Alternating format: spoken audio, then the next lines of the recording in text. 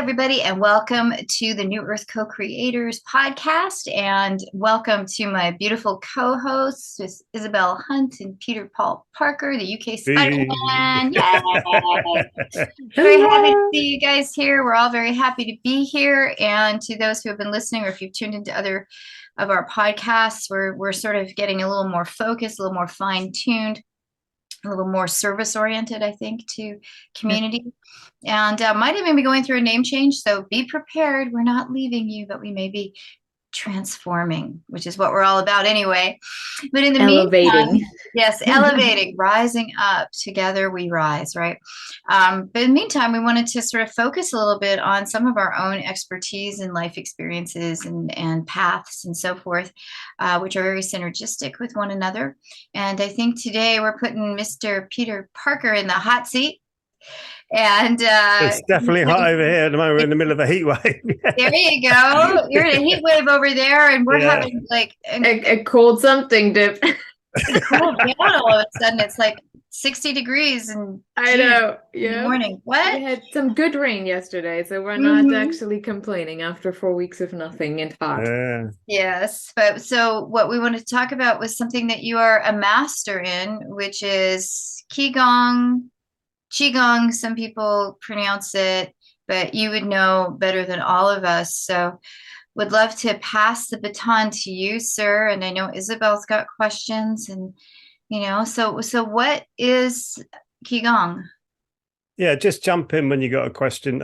Ki Gong, Ki means energy, or Qi is the Chinese way. Gong means utilizing well, or if you look at it in a bit deeper way, it means mastering. So it's actually just mastering your energy.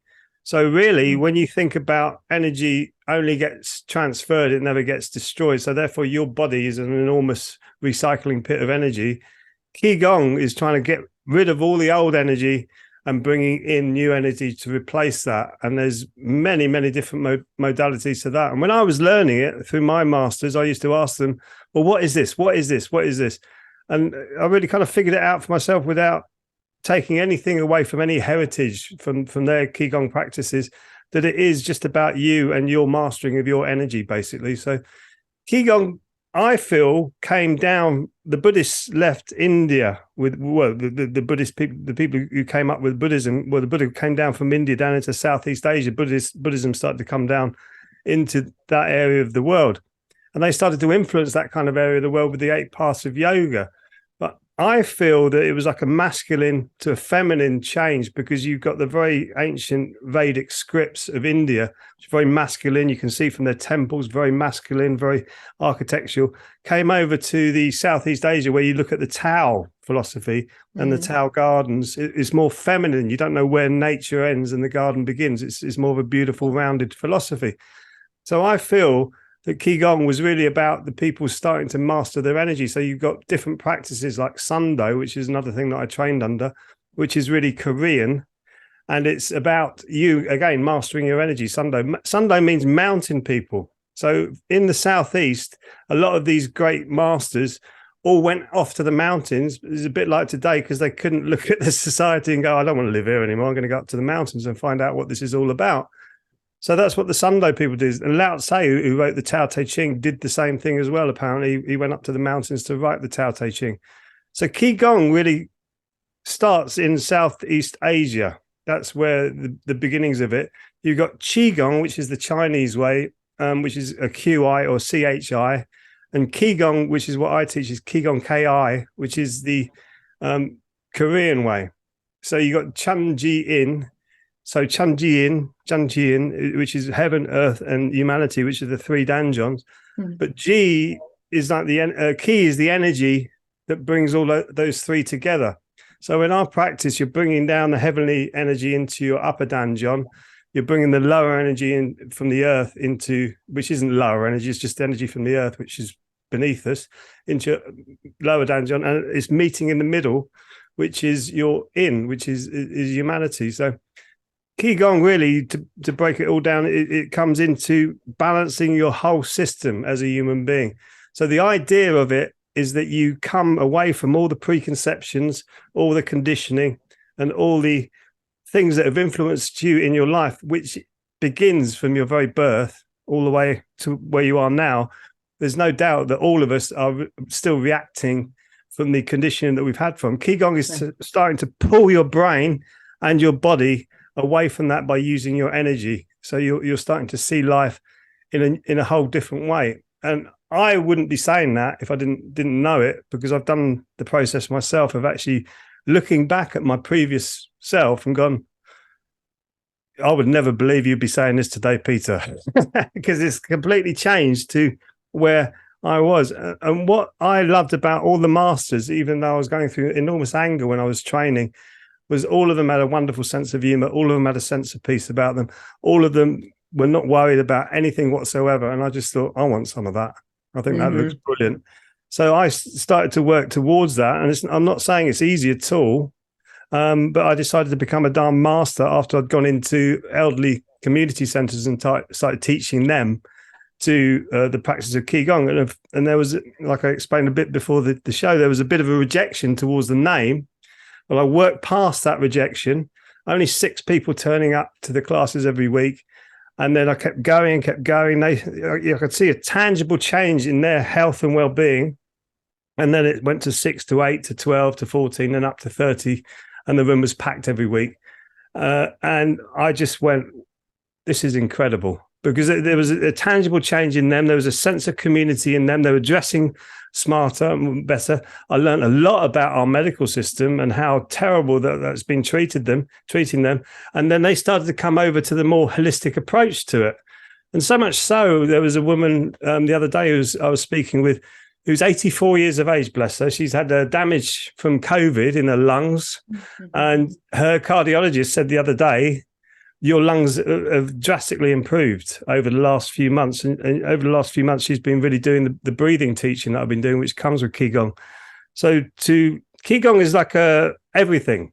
You can put anything into it. So this could be construed as yoga, or if it's like a talk, it could be construed as Qigong, because I'm looking at my energy and how do I give it to you in the best possible way that I can. So to me, rather than dressing up in a little suit and doing all of this stuff, it's more how you live your life, which is why they call it a master, but really it's master in training. I'm a Dharma master, but nobody really masters this humanity apart from the top people, and you're a master in training, so you're just mastering your energy. So that's me trying to get it done as quickly as possible. I think was that clear? That was very clear. I would say so. Good. It was. I find it really fascinating that one of the things that you shared was like, you were studying this, but you were really angry when you were kind of going through this. Yeah. Is that one of the reasons why you started to do this, to try to find a way to deal with your anger? Because I don't hear a lot of people talk about going into Qigong or Tai Chi or something of that nature to handle or manage their anger. I don't know that people put those things together. No, they don't, and it wasn't really why I went into it. Why I went into it was, I think, mainly stress and anxiety, because I was just coming out of the rock world. I've been a professional musician for 10 years. I was looking for something to do.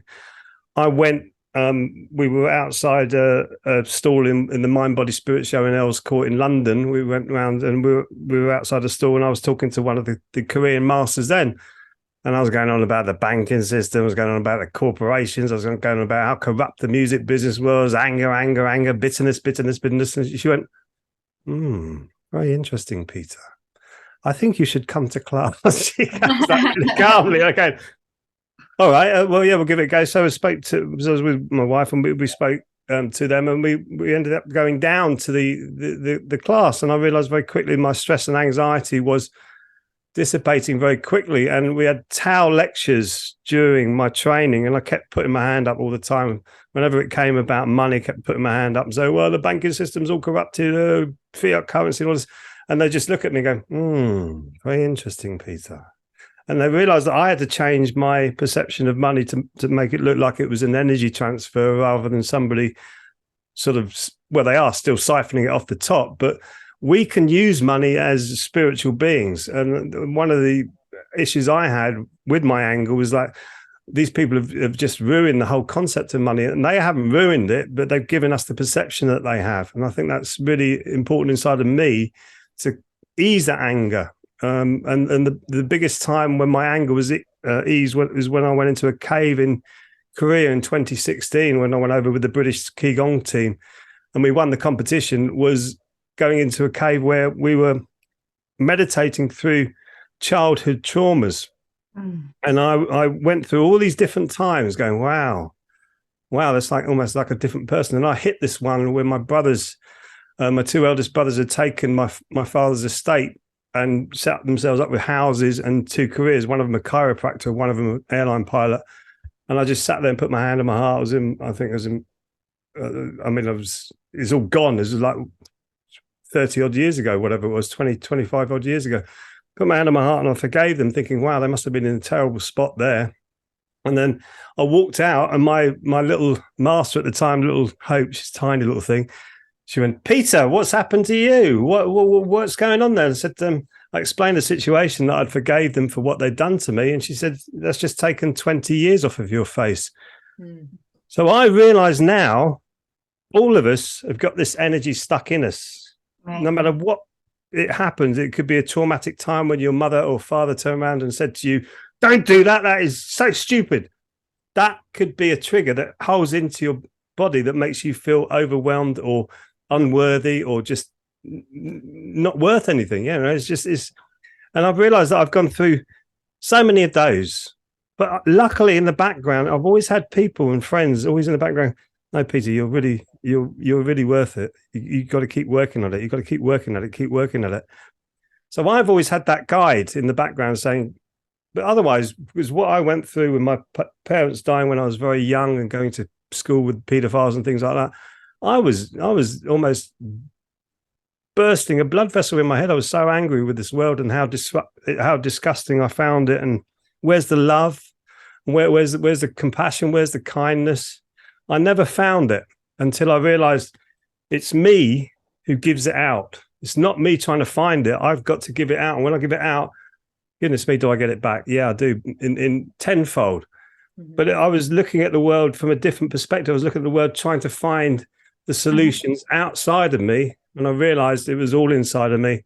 And then what I put out was actually what I was getting back. So I was putting out loads of anger. What was I getting back? Loads of anger back. Sitting in pubs in England, which was what we were all doing when we were younger, drinking ourselves stupid and just speaking as loudly as we can at each other, thinking we're doing something good when actually it's just a complete waste of energy. Whereas you go now, and I'll do a workshop or a session in a company or whatever, and people are all hugging each other at the end of it. And I'm going, that's me. That's my true self. That's where I want to be. I want to see people loving and being harmonious with each other.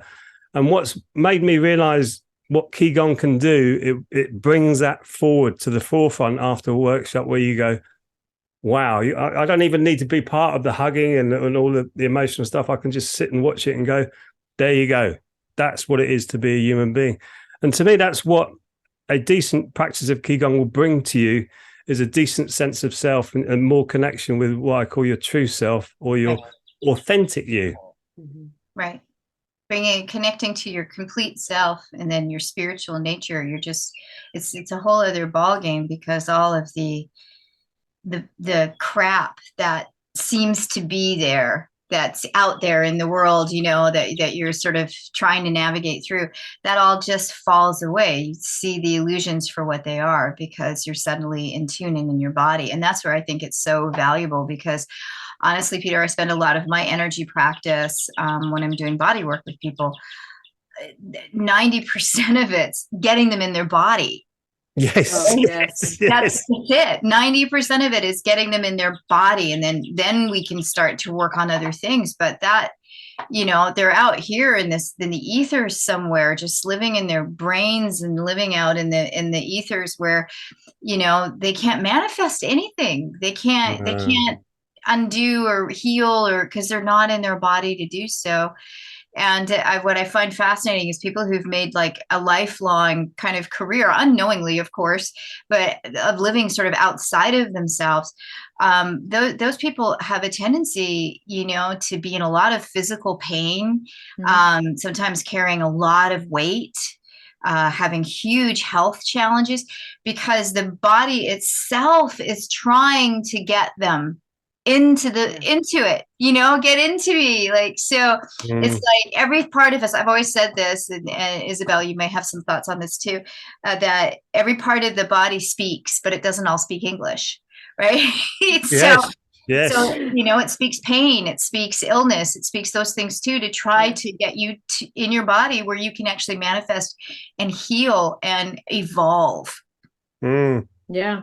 I mean, a lot of people know Louise Hayes, right? Who wrote the book. What is it called? Louise Hayes, You Can Heal Your Life. Heal Your Body. She has this cute little, I don't know, people who have it. Heal Your Body. It's like this little guide pretty much.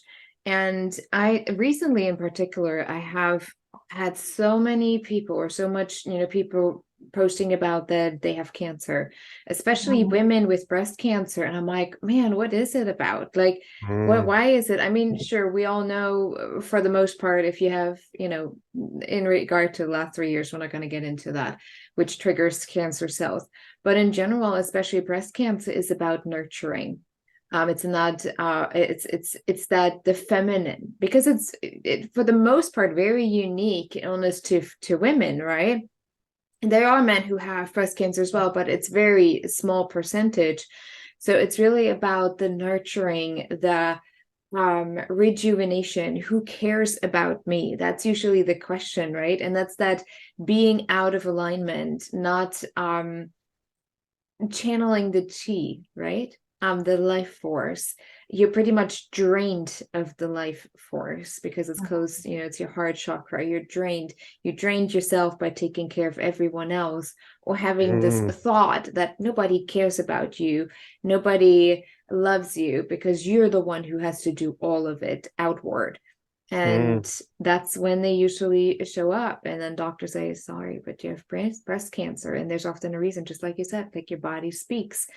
And that's and I think your story, Peter, will resonate with a lot of young people in particular, because with everything going on, all those discussion points that are happening right now that are meant to divide are extremely overwhelming and create a lot of anger and upset, especially in the younger generations, who then act out in the way of, you don't see me.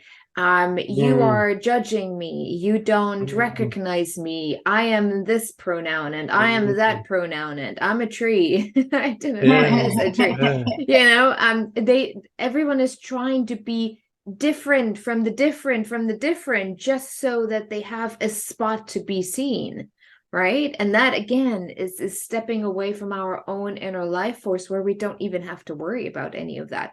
Where we don't feel like we have to worry about what other people think about us. I see this all the time, where now in the age I do want to work towards going towards the young with this as well, but I've gone into schools. Has been remarkable, the changes in that. But with the elderly, I'm just going to back up what both of you said. And they come in and they're like this, and you can't get them to even open their hands properly. And you see them after about 3 or 4 weeks, you see the ones who can actually turn it around and come back into themselves. They the shoulders drop, the hands start to become more flexible. They're connecting to the tips of the hands, which is what we don't do. And the other ones I see, they fade off, and usually fade off and die, because it's true. We are so disconnected, and that feminine energy inside of us has been drummed out of us from a very early age. And I find that, and that's what I've found really appalling, because I didn't know, I didn't use this term in the past, but I was searching for that divine feminine energy inside of me, because I lost my mother so early. Well, what is it? Doing all these crazy things that I was doing, and then realizing actually it's in all of us. It's not just me looking for that. And that was the start of the healing for me, was finding that nurturing energy. Actually, if you need to sleep, go and have a sleep. What's the matter with you? Because I say, with the schooling I went to, is like, no, you're being lazy, you're being lethargic, you can't do this, you can't do that. Thou shalt not, the old finger coming out at you.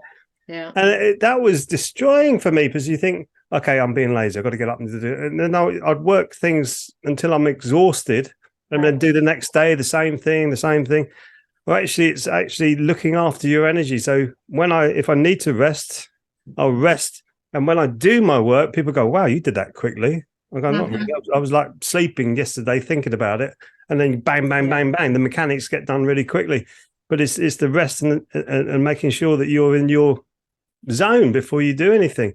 And we haven't been trained to do that. And I find that criminal that human beings have been taken away so far from their natural habitat. I was watching a documentary on isolation the other day, and I saw this Jamaican village in the middle of nowhere with these human beings working. No one had the big house, no one had the small house, no one was hungry, no one was upset, no one was lonely, no one was isolated. And the most wonderful thing about it was they all came to a smile so easily. All of them, every single one of them. And they were asked and interviewed, they just, yeah. And I thought, there's human beings. I'm not saying we have to go that far, but it was the village was comfortable. All their houses were comfortable. The community hall was a beautiful place to hang out, drums and everything. So they're living in cooperation, right? There are little communities all over the planet that are not considered first world, that may not have all of the perks and all of the glitz and all of that goes along with the first world labels, but where they have cooperation, where which I think they're in their bodies because they're connected. They're connected to the earth. They're connected to each other. They see value. They know they're valuable, and in a lot of ways, in those little communities as well. I mean, the community raises the children. It's a full-on experience. It's a cooperative experience, and I think that's what you're also saying in Ki Gong when you are done with the class and people hug one another and do all of that. It's because they feel that harmony and that connection. We are an interdependent species. We need each other. We're designed that way. But what's happened is we've become culturally codependent. Yeah. Codependent. I don't heal myself. I expect you to treat me like I'm a whole person, but I'm not going to make myself whole. You need to see me as whole. And that's the only thing that lets me feel whole. And then my part of the agreement is I need to see you as whole because that's what makes you feel whole. But for goodness sakes, there's going to be a day when I'm just not going to feel that way. And as soon as I stop seeing you as whole, you're going to turn on me and tell me that I'm not whole, and boom, there we go. And then we're going to cry and we're going to get back together and go, oh, I'm so sorry. Really, you are a whole person. And it all starts all over again, as opposed to just recognizing, you know what? We've all come from somewhere. In fact, I have a song, it's called Letting Go. And it's one of the lines is everybody comes from somewhere and grows up believing everything that they're told, because we do, right? We also grow up doing everything that we're told. Everybody comes from somewhere. And it's like, it's time to break out of that mold, but we have to be okay with recognizing it. And that's where I think as humanity, there's a flailing, not a failing, but a flailing about, because we're so terrified to be seen as wrong or weak or damaged when we're none of those things. But because we've had the experiences we've had and we're out of our body and we're looking out here in the world going, something needs to make me feel better, as opposed to it's time for me to really understand how I'm feeling, why I'm feeling, and most importantly, what I can do about it, because we can do something about it, right? How I can evolve and shift, right?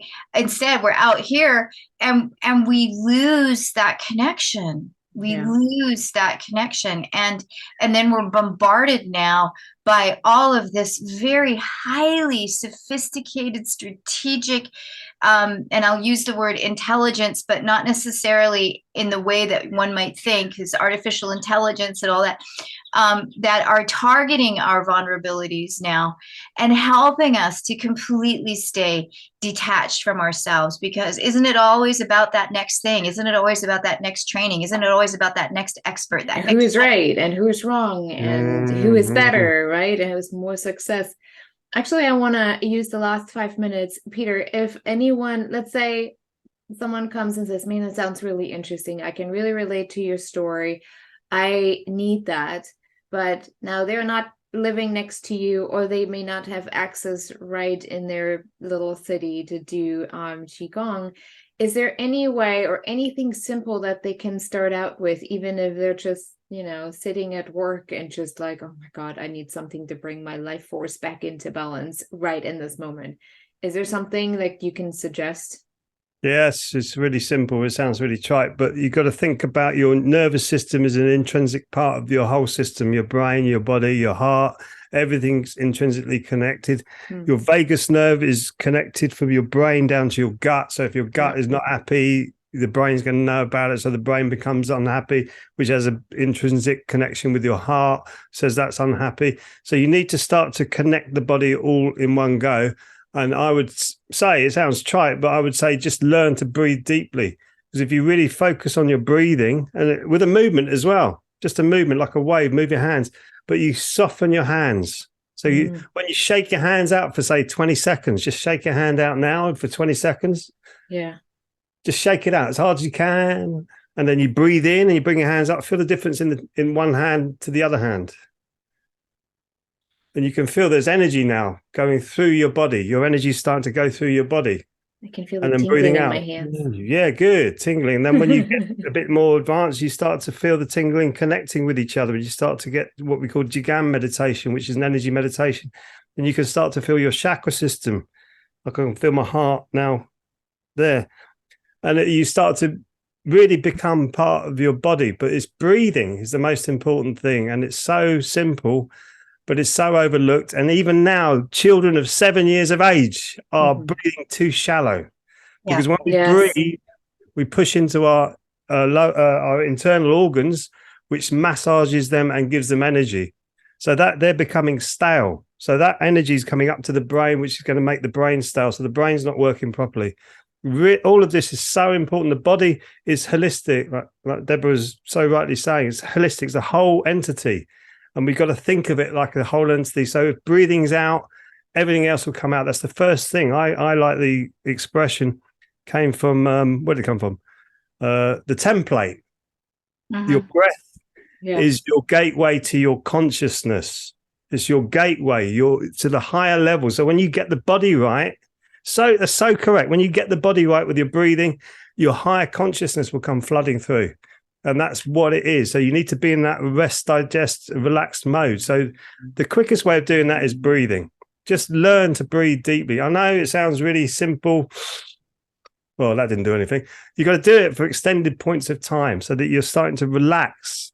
Yeah. I know it's hard because I remember the reason I like the Ki Gong sessions is because we used to work the body and then go into deep breathing. And then I went, wow, now I can do it. Whereas before my mind was all over the place. It opens up your body, right? When you start really breathing into it. And there's also one quick thing on Tuesdays at 7 p.m. UK time, right? And 12 noon Central. 6 p.m. 6 p.m. Is it 6 p.m. right now? Okay, 6 p.m. UK time. And noon Central. There's like 15-20 minutes we do on the Conscious Music for the People Facebook page. There's actually a live guided where some of the Qigong is practiced and guided. So we try to do it in about a 20-minute period of time. So that's happening every week too. So people can definitely tune in. Maybe we can post the link in the comment section, in the description section. So we're doing more breathing exercises there because I really think that people overlook it. I think I did. Oh yeah. Put my hand up. Like, no, breathing. Right. I'll do that. Yeah. And you think, okay. And then when you do it, you go, wow, I see what they're saying now, but it takes takes time, like because we've been so detached from our bodies, it takes time to reintegrate it. So trauma will detach the mind and the body, and it takes time to reintegrate it. And breathing is part of that process with everything else. So, and especially when you consider that the detachment, and we're just under 2 minutes, guys, the detachment happens often at 2 and 3 and 7 years of age. Like, that's how profound this is, and how profound Ki Gong can be in reconnecting and realigning. So how do we want people to get in touch with us? Well, first of all, our website, newearthcc.org, check it out and join us in the specific groups that are also mentioned and linked on the website. And then, Peter, you have the Conscious Muse Collective.com. Yes. Got a gig coming up in August. People are already signing up for it. So get your tickets now. And yeah. And also June 24th, we're doing a workshop too. So check that out on the Facebook page. And, you know, as always, guys, it's such a pleasure to be here. And also Peter, you've also got a website that they can go to too, right? peterpaulparker.co.uk, and you get Ki Gong, and it's really, I've kept it really low prices. So you can do it from anywhere over the world, and it's really low prices. So I'm not, it's more about you getting healed than me becoming a billionaire. That's what it's all about. Awesome. That works. The community, the collaboration. Yes, community, unity, where we all have more than what we need anyway. All right, guys. Much love, many blessings, everybody. Together we rise. Have a great day. Great week. Together we rise. Yes. Peace. Peace.